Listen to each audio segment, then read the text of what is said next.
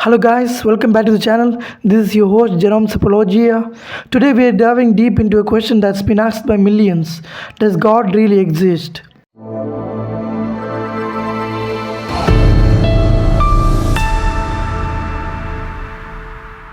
Now, some say faith is just for the weak, or science and belief in God can't go together. But today, I want to show you that the believing in God is not blind faith. In fact, it's the most logical, reasonable conclusion when we look at the science, our world, and human experience.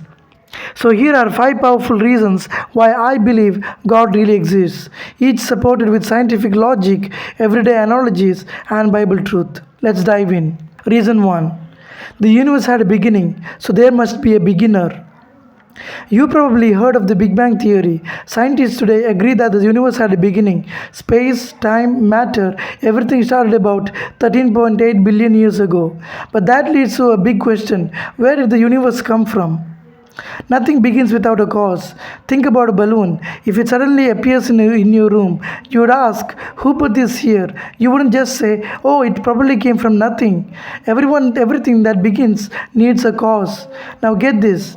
Whatever cause the universe must be outside of space and time, because space and time began with the universe. It must also be immaterial, eternal, and incredibly powerful. That description fits exactly what we mean when we say God. Even atheist scientists like Stephen Hawking admitted almost everyone now believes that the universe and time itself had a beginning. In Genesis chapter 1 verse 1 says, in the beginning God created the heavens and the earth. Science caught up with this truth thousands of years later. The beginning of the universe is not proof of random luck. It's a signpost pointing to a creator. The reason 2. The universe is fine-tuned for life, just like it was designed. The more science advances, the more we discover that this universe is finely tuned, set up with incredibly precise values so life can exist. Let me give you a few examples. The force of gravity is so perfectly set that if it were just slightly stronger or weaker, stars wouldn't form. If you saw a safe with 100 dials and every dial had to be exactly right to unlock it, would you think that happened by accident? Of course not. You'd know someone did that on purpose. So, when we look at the universe and see everything set just right for life to exist, the logical conclusion is there's a designer. Even physicist Paul Davies, who is not a Christian, said the impression of design is overwhelming. In Psalm 19:1 says, the heavens declare the glory of God, the skies proclaim the work of his hands. When you look at the stars, the planets, and earth itself, they all shout that someone made this. Third reason is DNA is a code, and all codes come from intelligence. Let's zoom into something smaller, life itself. Inside every cell of your body is DNA, a super complex code that tells your body how to grow, function, and repair itself. It's made up of over 3 billion letters in each cell, like a software program. Now, here's the key point: information never comes from nothing, it always comes from intelligence. If you saw the words I love you written in the sand, you wouldn't think the wind did it. You would know someone intelligent made it. So, when we see a code as massive and detailed as DNA, what makes more sense? That it wrote itself by accident, or that an intelligent creator designed it? Even Bill Gates said DNA is like a computer program, but far more advanced than any software ever created. Natural processes can shape DNA, but they can't create the information inside it. Only a mind can create a message. Psalms 139:14 says, I praise you because I am fearfully and wonderfully made.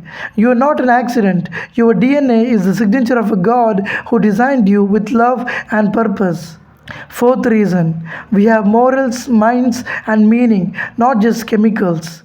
If you were just a bunch of atoms, how would you know right from wrong? Why would you care about love, justice, or truth?